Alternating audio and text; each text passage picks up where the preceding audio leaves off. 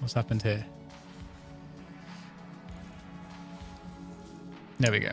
What's cool about the CT side of the nuke as well is it's in some respects more predictable in terms of, let's say, the communication on the team as well, because we'll have obviously access to the map, and that should help us to know kind of what reasonably we can expect that can be communicated, and we can try to sort of infer what information that we can't directly see that Zywoo hopefully has to make some of his decisions.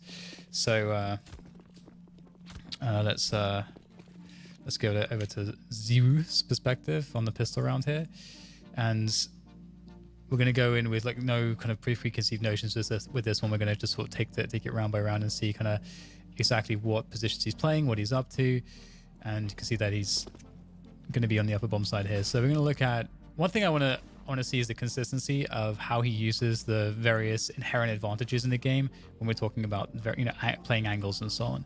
And also, from a mechanical perspective, obviously he's great. So there's going to be quite a few rounds where, like, for example, this round, nothing really too much to talk about until maybe this point. And now we can kind of see that we're at a point that we've got ourselves a 2v3. So I actually can't remember. Was I casting this one? This was Epicenter, wasn't it? So I was casting this one. It just goes to show, man, sometimes it's very hard to remember games when you're like traveling constantly and casting a bunch. But yeah, so we've got 2v3s. This is where I think that this is the interesting part of the round. So let's see how it plays out. Currently, obviously, the situation for Zywoo is that he knows that this area has been completely cleared. Ramp's been completely cleared, and he knows that everything else is kind of up for question, including the possibility that they could go down lower. So that's kind of the information he's operating with. And we're going to see how he plays this. He's got RPK, sort of, where RPK at? Or we sort of switch. Okay, so we might do this a little bit here or there just to see. So we need to know what his teammate's covering. So Zywoo's going to be the guy covering the lower bomb site. And this just goes to show, he's putting himself in a rotation position here. They don't know what's going on. And this is because Mouseballs have played this well. They've reset the situation by being very, very quiet, just pausing for a good period of time and creating a situation where Vitality cannot know. And Vitality are reasonably leaning. Oh, actually, it seems like they got the information here. It seems like there must have been a footstep heard. You know what I'm going to do? I'm going to take down the music. I'm going to put up the in-game sound log because I actually missed the sound cue that they must surely have gotten there. But yeah, they seem to have a good setup here. Okay. So one of the cool things about the position that Zywoo is playing there as well, in terms of what it does for you, is that you do expect some players to be coming from that ramp position. Obviously, RPK is obviously covering the other side of things, and he's in a spot where he's thinking about ultimately delay as well. Because when you're playing with your teammate, if you get a good spot to take a fight, that's great. But the way that as he was positioned was he was kind of on the, oh my god, nuke is awful with the minimap, isn't it? I'm gonna kind of fly around. You can't fly around when it's paused, can you? No, you can't. So I have to quickly like fly around. And I'll pause when I get to the position. This is very confusing.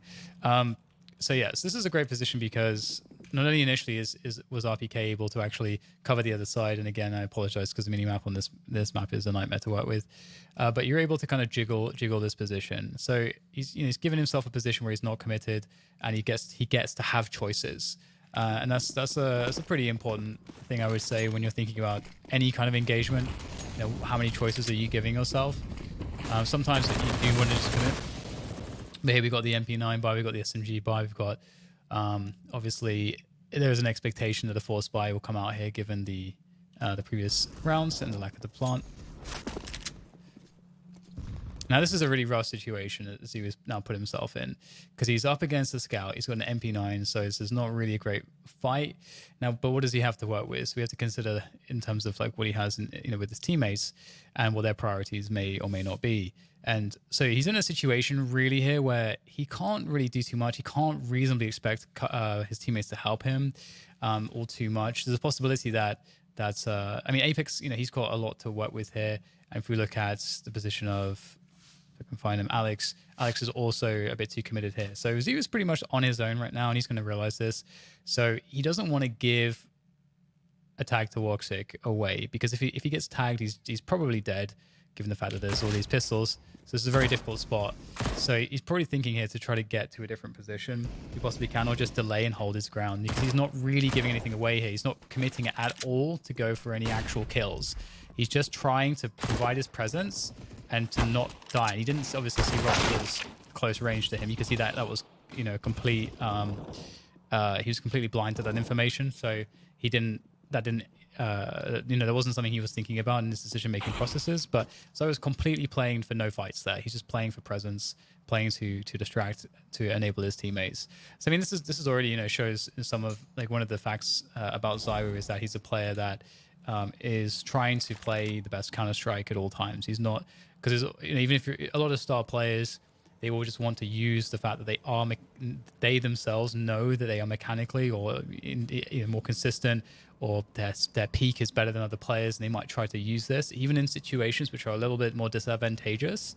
When you look at the way that the angles might turn out, or for example that position where he has no help initially, or whereby he's got an inferior weapon as well. So against an equally skilled player, he should lose most of the time. Sometimes you'll get really good players that will just force the issue there anyway. But what we can already see from Zywoo is that one of the reasons why he's so consistent is that he's not really emotionally shaken by having poor individual performances. Not that he really ever has them, but he's not thinking about having them either. That's kind of the parts of the part of the equation when we look at this player, because that's one of the things about his consistency, is that he doesn't have quite the ups and downs that a lot of players do. And in part that is due to the way that his perception is of the game and himself as a player in the game and what he has to do and what his success criteria are. He's thinking about what is the best job I can do right now. And I think it's pretty clear that Zywoo thinks like that. If you look at his play style, he's not as flashy as a lot of other star players in the sense of trying to always get into the action. But here we got obviously an anti-eco round, and one of the considerations, I'm actually going to go back here because we missed a few things because I'm just rambling on. But one of the considerations here is that so we always have to understand again, like, what can you reasonably expect to be up against, because that's part of the equation too. It's you know, I think one of the great things about poker is it's extremely analogous to a game like Counter-Strike and to pretty much anything that's competitive where you don't have perfect information. So for example, if you look at a game like chess, you know, in chess you have perfect information. Chess can often in that sense be a poor comparison to a game like Counter-Strike, where the whole point about Counter-Strike is much like poker.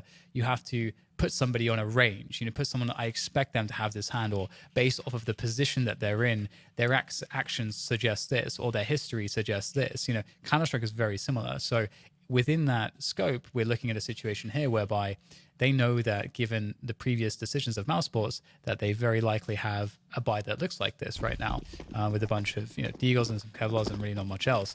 So that's going to impact the positioning of Zywoo. So you can see that, okay, this is another response, is nading outside. Because why is that? Because if we look at this map, if you're in the perspective of Mousesports, obviously some of the things I'll be talking about aren't specific to Zywoo.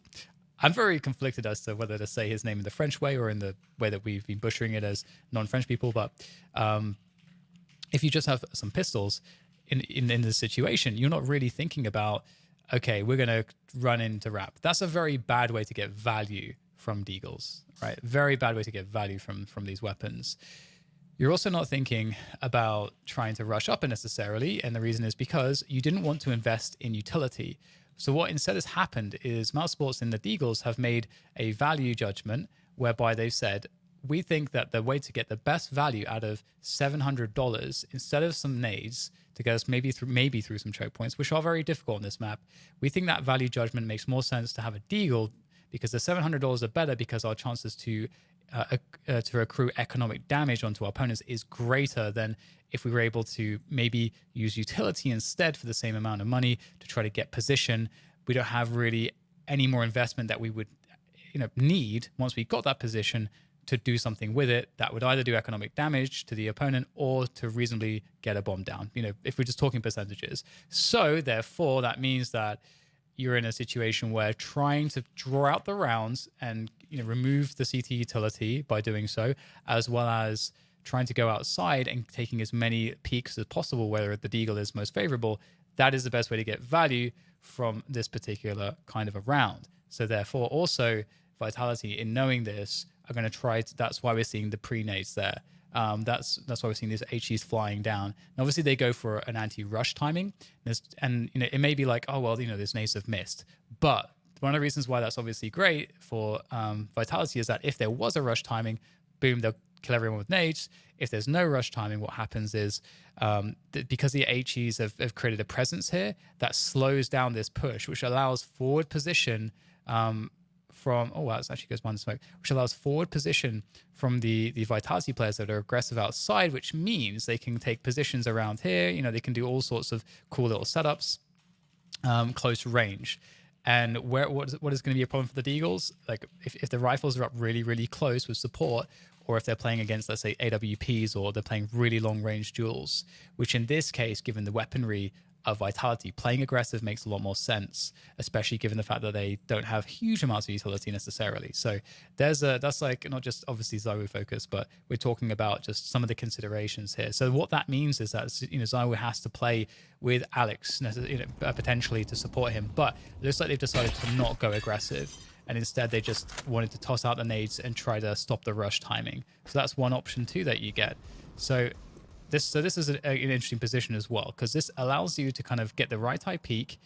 Now, one of the things about this peek is that it is very good because you get a right eye peek, but we have to consider that he's very, very close to this little generator thing right in front of him, which does mean that given that there's no obstructions for the Ts in their line of sight towards Zywoo, means that they're going to see him, when he's peeking. They're going to pretty clearly and easily see him when they peek out. It's not going to be too much of a problem. But what Zywoo gets here is he's got cover, and there's no way if they miss their first shots and Zywoo decides not to peek, there's no way that they can kill him.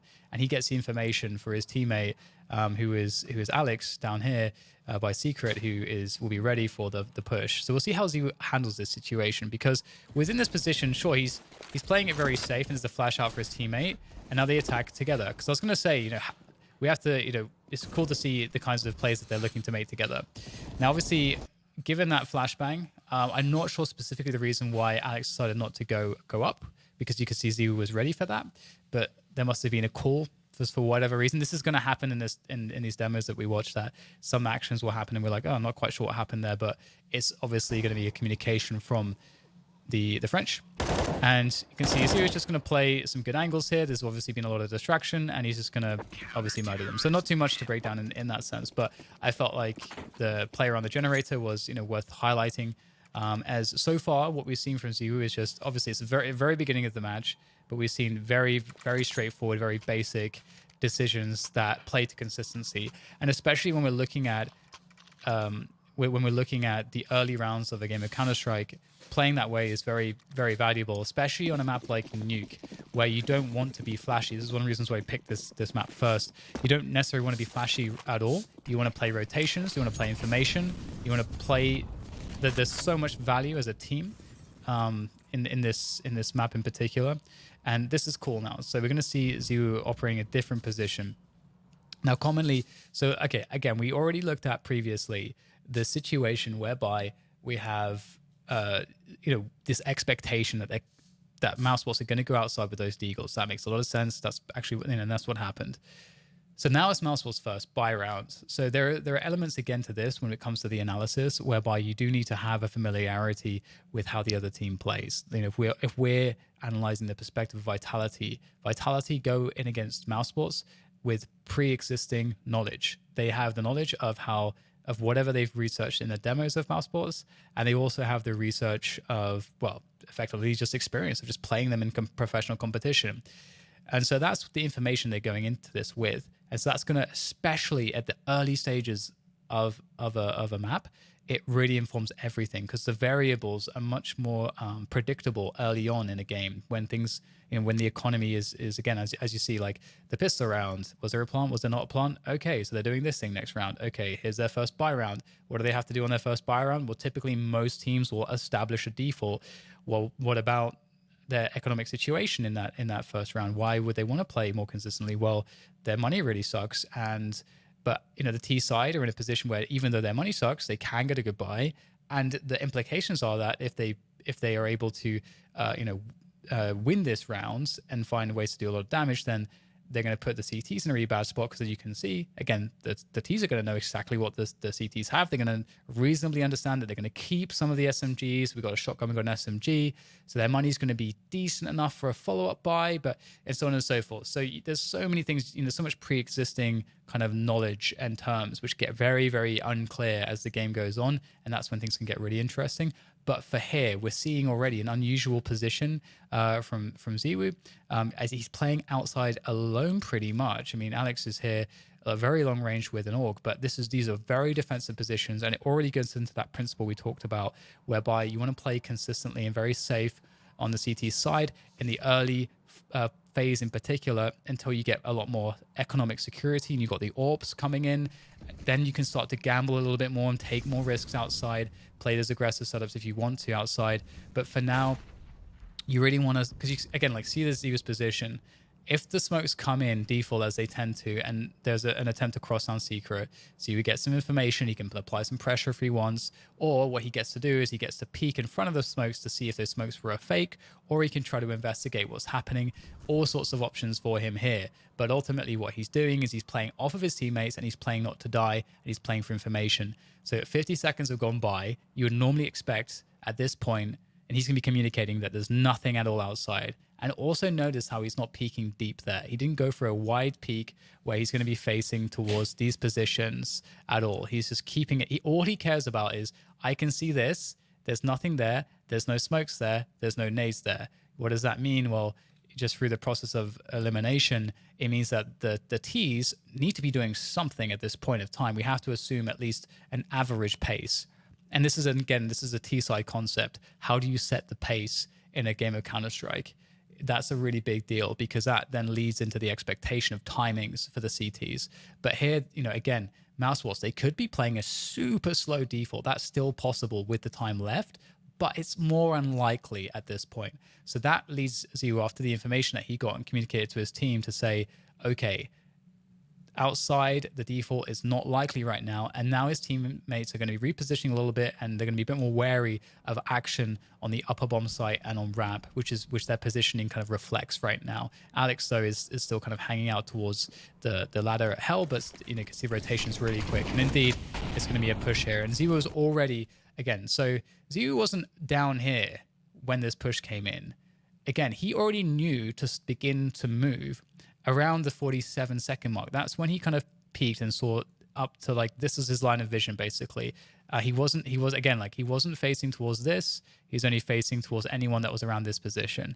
And so if at that point of the round, there's no one this deep, he's thinking, okay, I'm going to safely maneuver around here and be ready to deal with any upper push. It's a very simplistic way of looking at it, but it's just understanding what are the basic things I should be expecting, and given what I've seen, what should I be expecting? So now we're going to see if he's actually able to make a play here. He's blocked off by the smoke. His teammates are dying. Here he has to go for a play through the smoke, maybe even slightly sooner. But the case for him to go through the smoke like that, obviously, is that if you're going to make something like this happen, it has to be off of the distraction of your teammates dying. If he waits for the smoke, obviously, nothing's going to happen. But even though, like, very little happened from Zywoo's perspective in this round, you can see that there's a lot to kind of think about in terms of how he sets himself up for the future, and how he's thinking about the future, and the information that he's clearly communicating to his team as somebody in the position that he was in. So let's skip to the next round. We need to wait for all this, and hopefully I'm not going too kind of slowly here. If you guys are staying too kind of being paused for too long or anything like that. Also, let me know if the audio levels are good for you guys, and all the rest of it, and we'll keep going. Yeah, they re-implemented drawing. Thank goodness. Okay, so we got a timeout here, so I can quickly read the chat. Can I use this? Although I can pause, so I can kind of do that whenever. But interestingly, so I think this is a cool point actually. Python makes this point saying, he's not the most cerebral player of the century, but his confidence is unmatched. Now, I think this is a really interesting point, because the way that Zywoo plays, and any great player plays, is there is a huge amount of logic, and you could almost argue sort of I mean, it is intelligent, obviously. If you look at it objectively, they're making decisions a lot of the time that are very smart. And especially with the knowledge that they have of their own abilities, that are smart in terms of understanding what they're capable of and in what situations they can kind of go for it. And so obviously there is, in that sense, lots to break down. They themselves, Zywoo, I would imagine one of them. I often say that he's a player that inherently understands the game intuitively, has great expert intuition, but obviously, as you say, he's not going to be likely. It's not likely that he's going to be able to communicate why he's doing the things that he is doing, and that's obviously, you know, it's always it's a fun one, but it's part of the reason why he can probably hit the flow state as much as he does, because he's just it's that whole kind of, it's that old, you know, phrase, isn't it? It's like not doing, being, you know, and he is just being an incredible Counter-Strike player. He's just being, and he's just making the best decisions that he can in each individual scenario. And that's another thing I like about the way Zywoo plays. Okay, so this is cool. So we're going to see him pick up the first AWP. The economy for his team is not so great. They just got wiped from the first Byron and Mouse Sports, where you know, Mouse Sports went for that upper push, that late upper push, and it just simple, but sometimes simple stuff works. The utility game kind of sucks here. And so one thing that we can note already here is that Vitality are kind of taking a gamble by not going for anything outside. If Mouse Sports were running an outside kind of default, then Zywoo is not really in the best position to do too much about it. He can obviously try to swing, make a swing at the top of heaven into the outer positions, but you know, that's a little bit risky too. But effectively, if there were smokes down, it would be free to go secret right now for Mouse Sports. So already a gamble here from Vitality, where Zywoo's posting up and he's got his teammates on the side. So let's just quickly check where everyone is. So you've got two man set up in ramp, and they're just very committed towards ramp and upper at this point. So we'll see how this goes. Not too much really to say about what Zywoo's doing here, but you can see obviously like he's gonna have to quickly check this. And it looks like he might be just repositioning his Harley. And we already talked about this position earlier. With an AWP, of course, pretty strong position. And so we can see that he changed his position after they had effectively assessed that there's no rush timing. Perhaps whatever they know about Mouse Sports indicated to them that after the round in which they previously saw, what is likely is an upper rush or a fast ramp timing. And so now that they've understood that it's a slow timing, and this is like a slow default coming in from Mouse Sports, and now the smokes are coming through. There's lots of different ways to do these smokes, and we can quickly see that there's a lot of smokes outside here. So I was able to see just over the top of the smoke there. So it's really important in this position because his teammates, he's the only one that has any vision outside. So we'll see exactly what he's able to see. Obviously, he just has to try to get some information. He actually misses his first shot. Now they know where his position is, and he immediately decides to leave. And this is really important because he could fall on his sword here. He could try to re-peek and re-peek, but against this level of players, you can't really do that. You have to reposition, and this also allows him now to play with any teammates nearby. And you can see this is great from Mouse Sports because they're all... I'm not sure if Woxic has an angle. Oh god, it's so close. Woxic kind of, yeah. So this is really cool because as he was just showing here, the positioning of repositioning and repositioning. Now, what's really interesting about that is he was using his advantage that he has initially when he's playing this generator position, that he gets to take a shot because they don't expect him. So it's a hard spot to see. He takes a shot and he immediately thinks, okay, shit, I don't really have there's no teammates who can flash to me. I can't re-peek safely from this position. I'm going to play it safe. He finds a timing to drop down and reposition. And then obviously he has to try to keep a check and a control on the movement of his opponents because his team must know what the movement is and how many players that there are. If he doesn't see anything here when he's peeking this position, that's incredibly important information for his teammates because it means that more pressure on main can be coming in, or now they have to start thinking and prioritizing more towards the secret position. But given the information Zywoo saw there, he can see that they're sort of just hanging out mid. So this is fairly ambiguous, this information.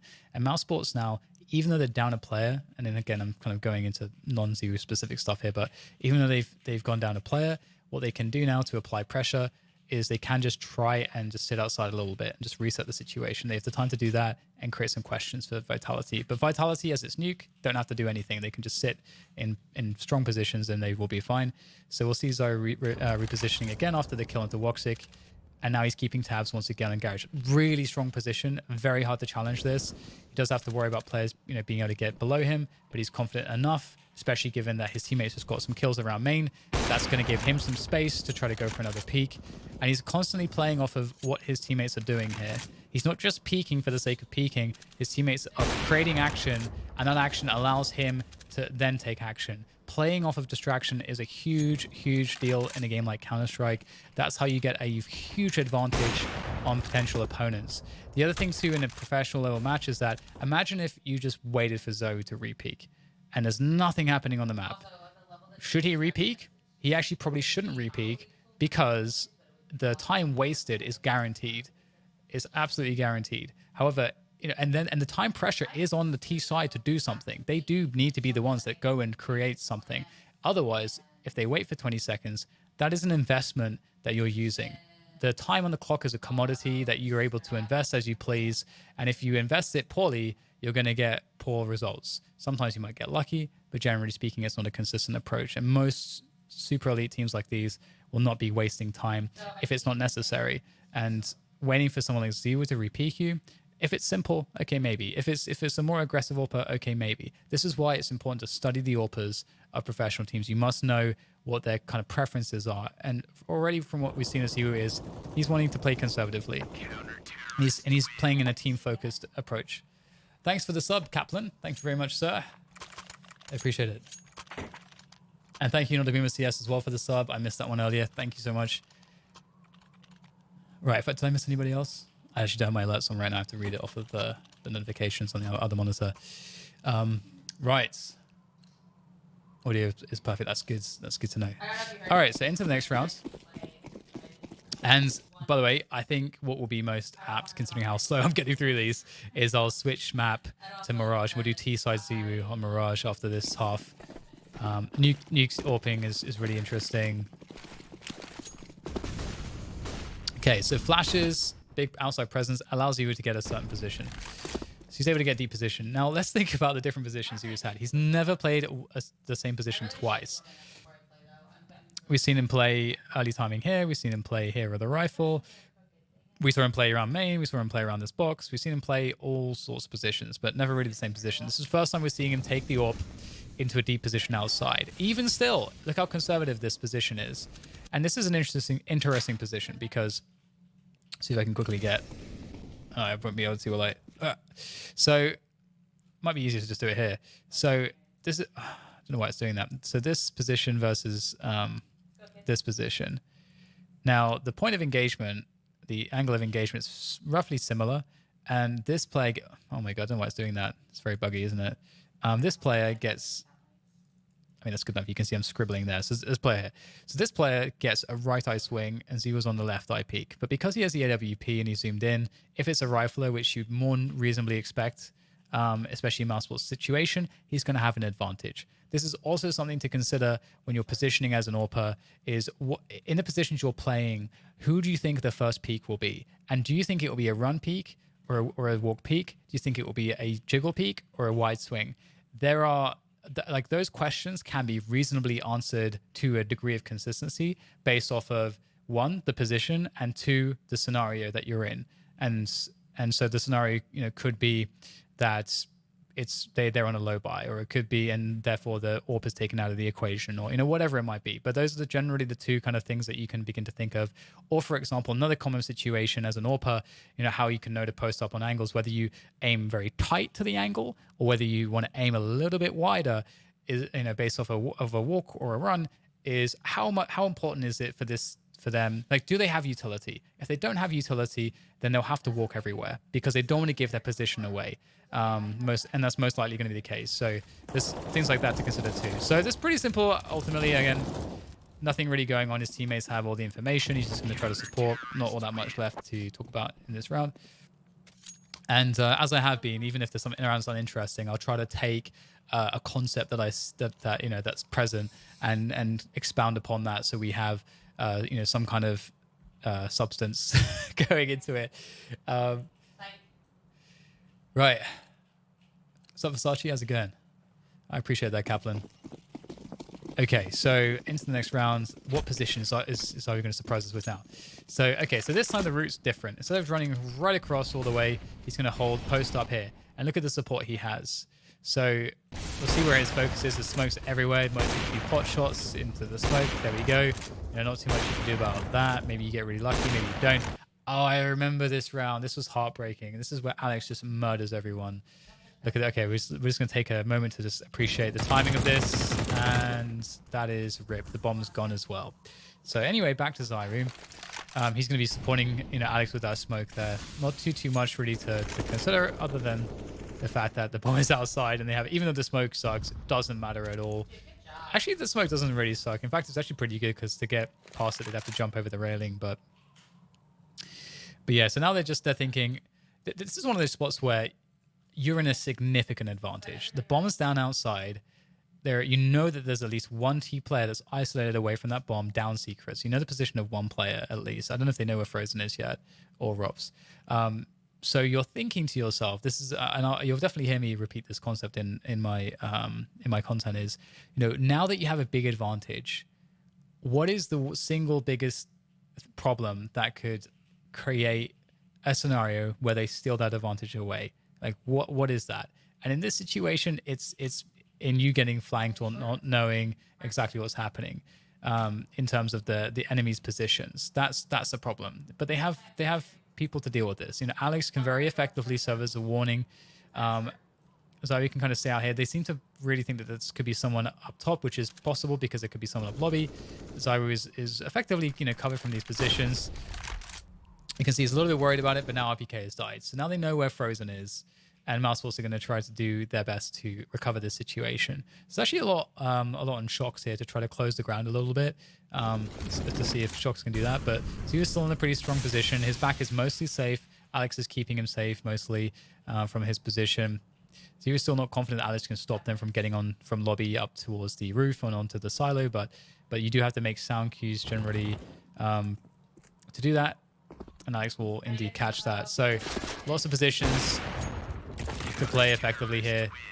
It was a little bit scary there, but because you could see Zywoo with Alex was able to effectively navigate that scenario. Again, they just made sure their flank was safe. Zywoo was always going to have a strong handle on the players close, like pushing from around secret. Shox had a line of sight towards if there's going to be anyone kind of exiting towards main, so that really allows Zywoo to not be the single point of failure there. So in fact, he was the key player that was being supported by his teammates on the extremities behind him and all the way to hell. So now we see another position from Zywoo, and let's just appreciate that Zywoo has played a different position for outside every single round.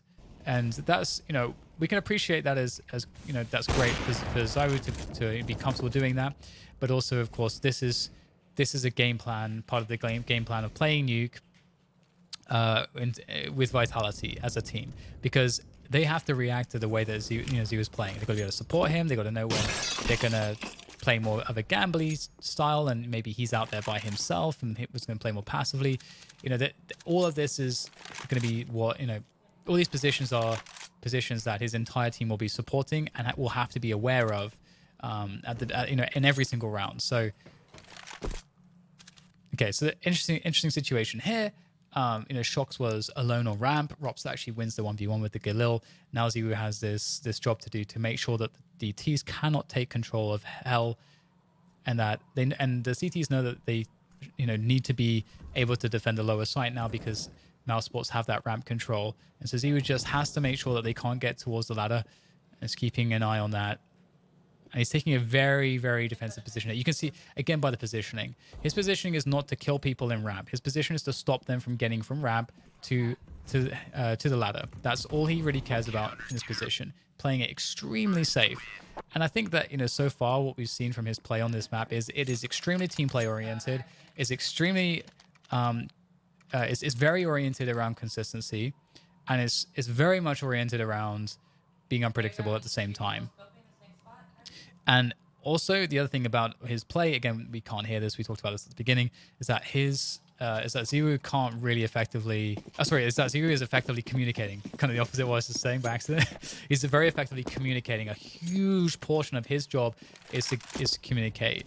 And so, okay, this is, I think, the second time we've seen him in this position, a little bit more aggressive, but every time we've seen him take these deep angles, what have we also had? We've had Alex, I think it's been Alex every time that's been with him, playing more aggressively, closer up. This gives you the ability to stand out here, and if something goes wrong, Alex can punish the players who are trying to deal with Zywoo, and he can also capitalize upon any distraction because Zywoo is the first point of contact here.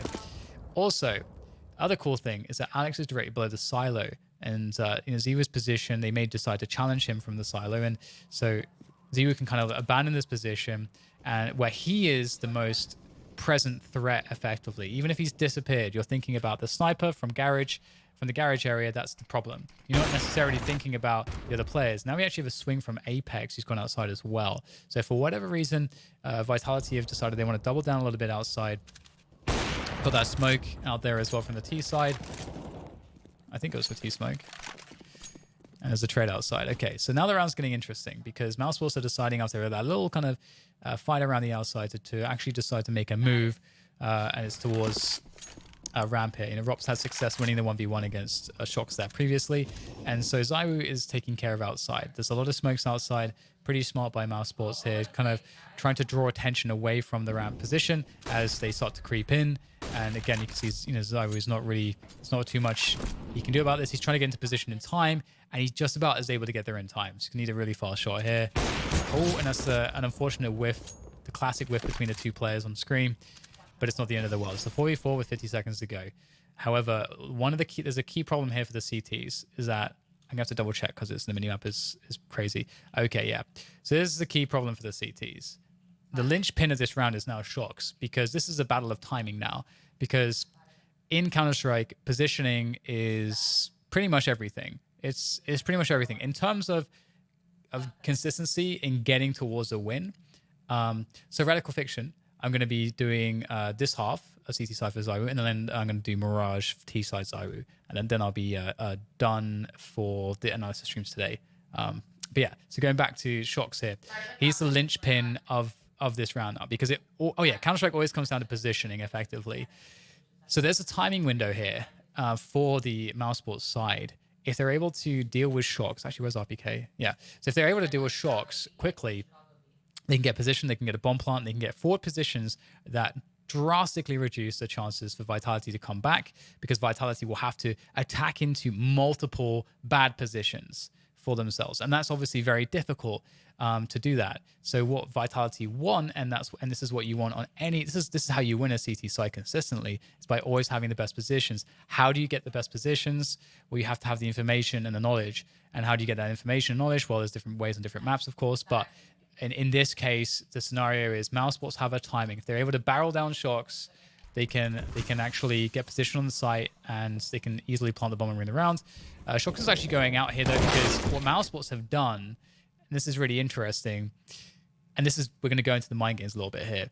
Mousesports have created, even though there's a window of opportunity for them, and Vitality are a little bit flustered and out of position and don't have a good timing, Mousesports are sitting still. And what this creates against a team that's flustered and knows that they're behind is that they'll want to take risks. They have to get that information we were just talking about to know what the right play is. Because if you're if you're positioned to deal with one type of play, but a different type of play comes in, you could actually be awfully out of position, and it could be by design by the opposition. And so this is exactly what happened with Shocks here. I know it's a bit of a diversion from Zywoo, but he's still in the round. So Shocks goes for the information because there's a weird pause. He goes to investigate. Zywoo didn't at the time have any look into the ramp position, but now he's going to have to go back there to see what's going on. RPK is seemingly doing some damage. I don't know. Okay, because they're switching things up to the upper bomb site. But there we go. I guess at least I was able to cover some of the principles there behind the positioning and the timing. So what's really interesting about this situation, and I see this all the time in professional Counter-Strike, is Mousesports, even though the round ended like it did right here, what they did was they took a gamble around this position because they decided to just stop as opposed to just going for it. And there's not necessarily a right answer. for the reasons that I was talking about previously. There's not necessarily a right answer because you can't always know what the other team is going to do or is not going to do. Shock did come out and they did get a kill, but and also they don't have the specific information of the positioning of their opponent. But had they obviously had all the information we have, they would know that the best situation there is to just try to trade shocks and get position on the site. Because they can't know how badly out of position Vitality actually technically were in that position. So that's one of the crazy things about Counter-Strike. That's one of the reasons why it's a great spectator sport. There's so many things in Counter-Strike, so there's so much information, like as I said previously, that isn't known. We have to go off of effectively a running statistical analysis all the time as to based on what we've done, based on the history, based on our analysis and our pre-match or preparation, based off all these things, what do we think is the most likely thing right now? And then it also comes down to that expert intuition. You're in the game, you're reading the game, you have that gut feeling as well. You've got to also have the ability to trust the gut instincts also. Okay, so all right, so let's see if Zoe plays the same position here. It's like indeed, so there's kind of he's got an aggressive movement there again from Alex, playing towards main with Apex. In fact, lots of smokes outside. Zoe's feeling more confident. Again, we also talked about taking more risks when you have more economic security, of which Zoe's almost at 16k, definitely does. Smokes are down. He's forced to reposition. Not too much he can really do. He's hoping that there would have been a gap. There's not. So rotating to another position. And speaking of timings, we can see he's going to get here just in time to see the pistoling players jumping down ramp. But there are some considerations here. They're going to know, Vitality are going to know that Mousesports are on pistols.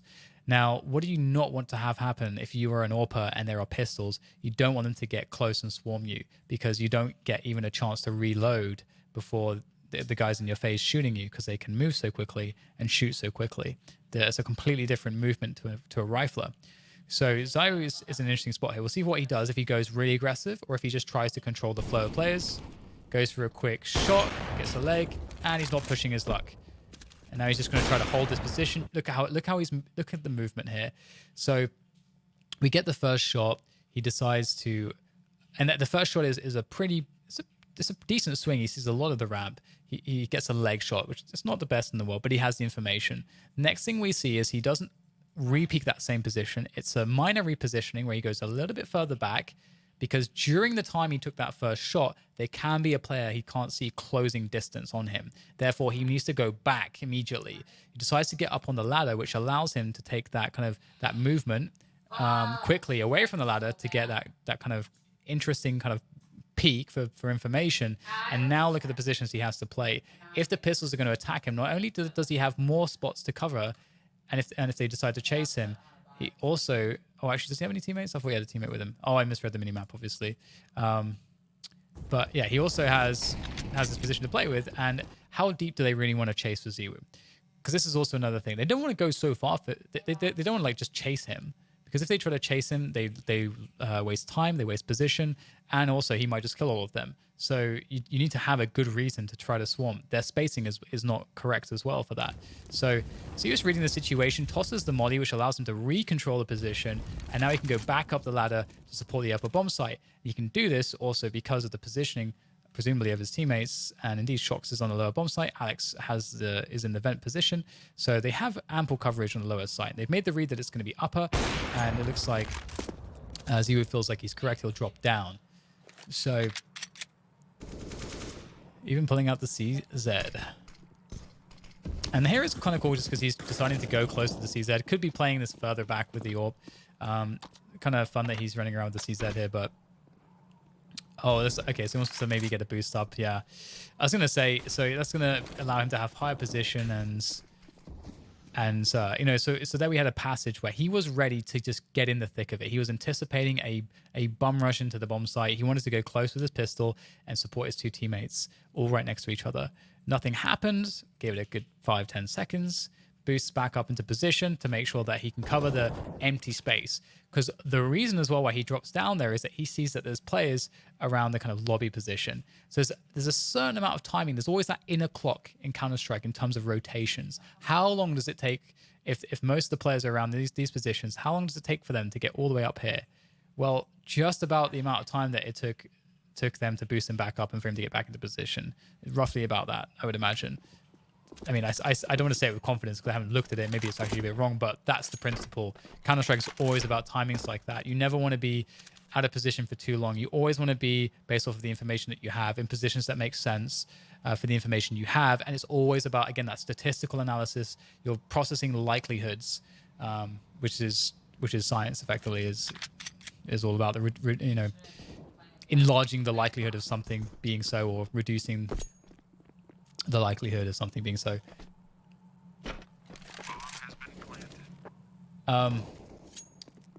So it's so actually on my AMA I did a tweet yesterday. Feel free to find it and chime in.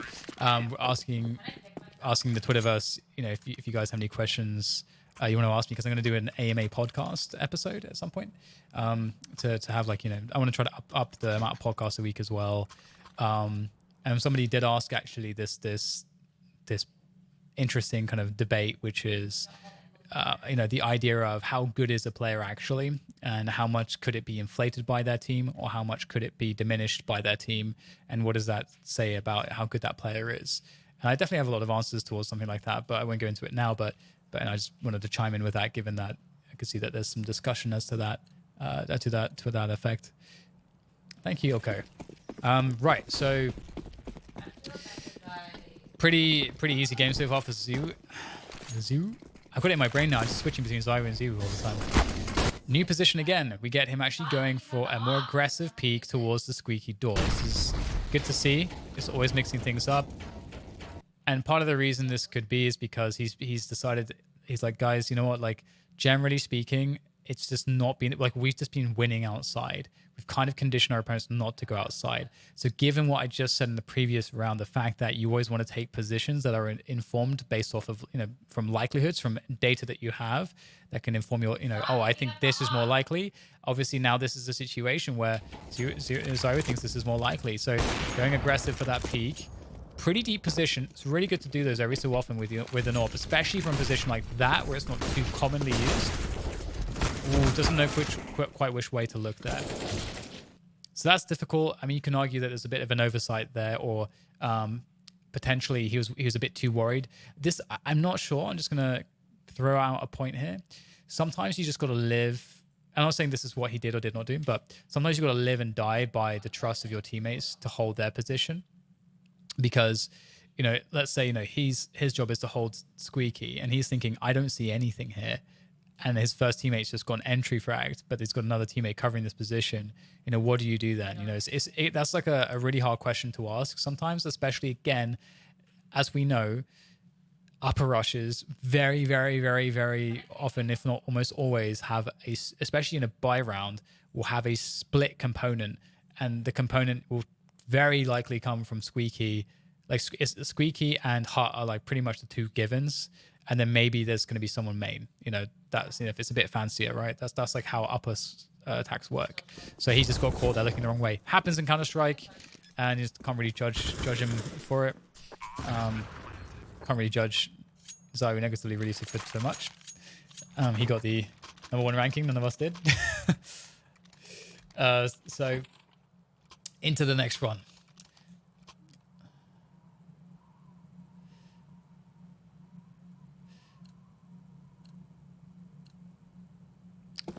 Thanks, Bobby Siege. I do a lot of kind of lighter weight rows. I was actually doing that today, specifically for that reason. Right, so different position for Zywoo, a bit more conservative here, playing behind the blue container. I remember when this used to be called CT red, but now it's blue. That's very confusing. Makes me very sad. So, and people call this credit card, and so another new position gets a slight tag on frozen, bit of information as well. Molly goes out towards that red container, slows down the flow of players. Out comes that slow movement. We haven't seen too much of this from Mousesports so far in recent rounds. So they're going back again for these, tests towards the outside. Again, we can notice Zywoo not interested to really commit to anything too much, wants to show his presence, takes a few shots, and there's almost an advantage in a sense that he's able to show his presence with a few shots, but he repositions pretty much immediately.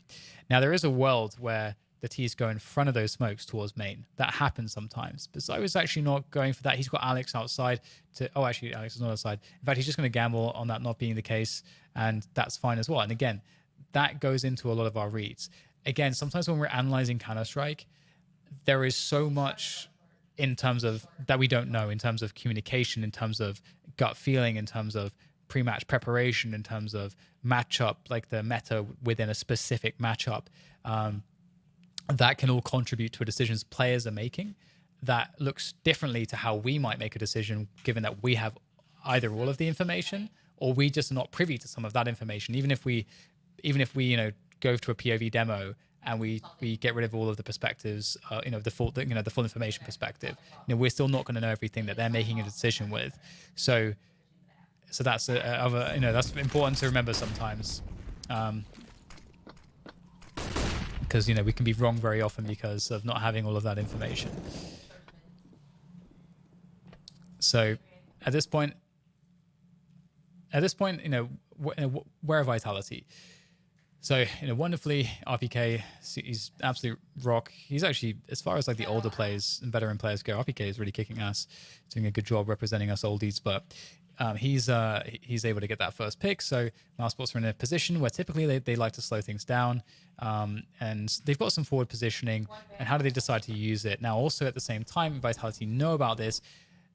Zywoo's position is to make sure that they don't double back out of secret or do something strange like that, because Vitality don't have any lobby control that I can see. So with no lobby control, you kind of need somebody out to like check on this, because if you have lobby, it's not like it's you have so much information that you can pretty reasonably deduce what's going to happen. But because they don't have it, you need somebody to kind of check that there's no lurking outside, nothing weird going on. And he does so for just long enough until his teammates put the pieces of the puzzle together. It's 50 seconds left now.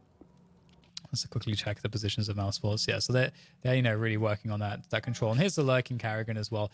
So Apex has got a job to do here. It's interesting to see how well he'll do this or not, because he's against a Krieg, and that's pretty tough. But lurk plays when you go lower. Like for a T side to have a lurker and squeaky when the action is to attack the lower bomb site is extremely common. So I would expect that Apex should know that there's somebody likely in that position at this point. Right now, I think they've pretty much assessed that that's what's going on. Again, Zywoo's really keeping tabs on this. Again, he's able to do so because look at the way his teammates are positioned in the bomb site. They already are in kind of retake positions. And if we look at Alex as well, Alex is also on the lower side. So Zywoo is just really insurance that there's nothing weird going on. Now he's forced to come back down ramp with everybody else, it seems. Or maybe not. Still not 100% convinced. So I don't know if there was a miscommunication or what that was, but I think there's more than enough information for Zywoo to know that he could have rotated earlier. And would it have mattered? Probably not. If you look at the situation, the way it's played out, probably wouldn't have mattered at all if he was a little bit faster. He just didn't have the positioning. It was really on his teammates. And we've all been in this position with an AWP where we've had to rotate and we don't have a spot. There's no workable position here for Zywoo. His only choice is to try to save. He's going to get spotted by Woxic, and he's going to take down Woxic. So well played, Mr. Zywoo. On to the next rounds. It's hard for me to like give any kind of trust. Oh, that's my girlfriend, Brittany. To my right. Okay, so into the next one we go. I should probably get some binds to actually speed things up, but I will take this time to read the chats. Right. Razda, hello. I don't know if I said hello to you already. So double hello in case I didn't.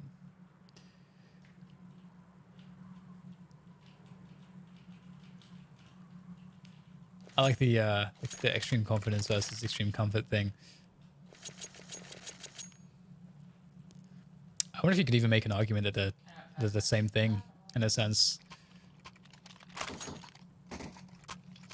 It's an interesting. That's actually quite an interesting idea. I need to think about that notion a little bit. Right, so into the next one. So this is the last one of this map, and then we're going to go to Mirage T's side, which will be really interesting actually.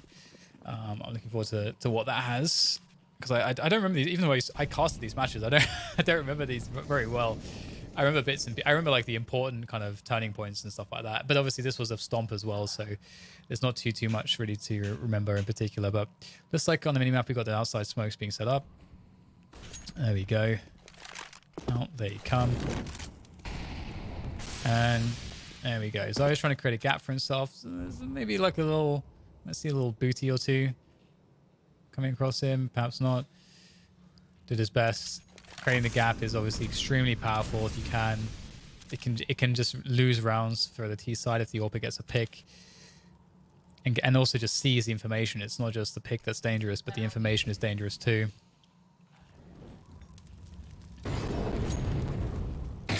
Okay. So at this time of the rounds, smokes have gone away. Can reasonably assume that some players have gone behind those smokes now to secret. The rotation from Zywoo's teammates will naturally come in. Again, I apologize, the minimap is a piece of shit on this map. It's like so hard to see anything. So we'll check everyone's positions. So got Alex in the vent. So it's super conservative position to try to watch for the cross.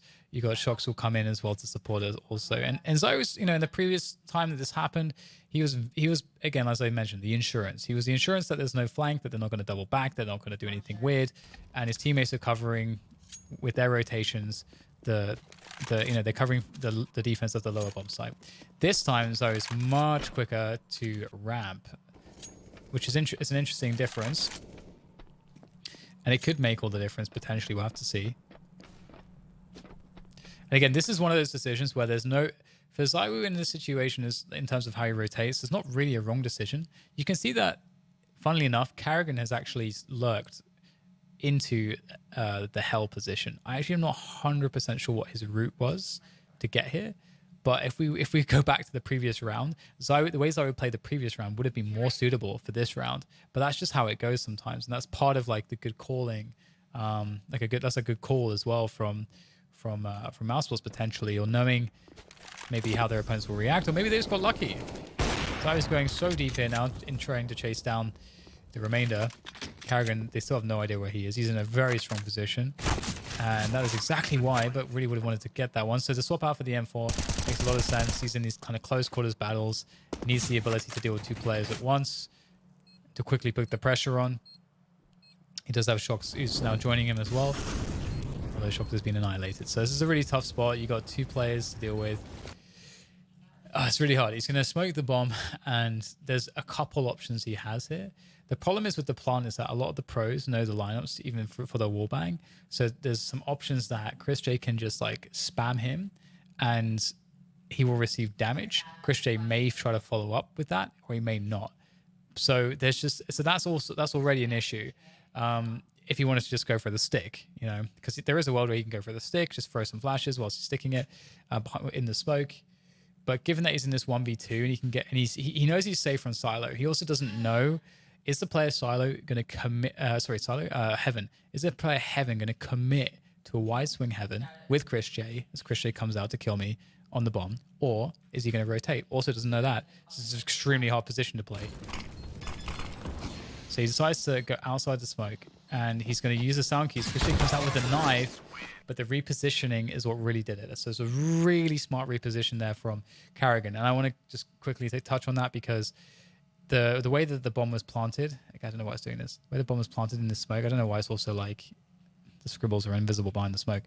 But the reposition is so smart because the bomb is planted like in the center of the smoke here. So there's no line of sight. There's no line of sight unless Karrigan wants to run over here or run over here, or actually even deeper than this. So he'd have to go all the way like around there. So Karrigan, although it's like a pretty strong position to have, heaven, and at the time, you know, Zywoo was down here and worrying about heaven, given the fact that the bomb was planted here and that Zywoo has to take his time, Karrigan's rotation means that he can always help Chris J. He can always put pressure on. There's no way that Zywoo can do what he wants, which is to isolate the two players away from each other.